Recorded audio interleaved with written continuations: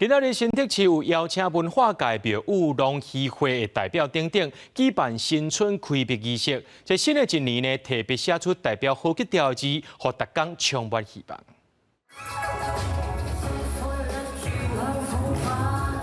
充满喜气的表演，让大家感受新春的气氛。拜三是元宵节，新竹市特别找各行各业代表，拿毛笔写大字，有人写春，有人写福。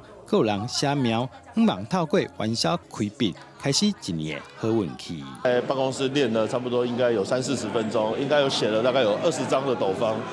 那今天的一个表现哦，这个希望大家能够满意。那我也可以跟大家分享，当你心烦意乱的时候，眼观鼻，鼻观心，力透指尖，沾笔落墨，书写你的期许，你的幸福。我相信这个能量就会慢慢的散播出去。当年研究书法的艺术家李树生指出，新春开闭仪式是重要的传统礼俗之一。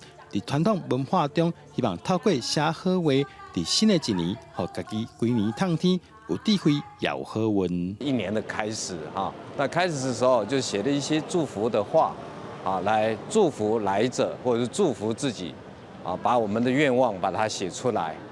啊，那达到一个祈福的仪式，或者是祈求自己的身体健康啊、国泰民安，就是有关吉祥话来祝福对方，也祝福来者，也祝福自己这样子。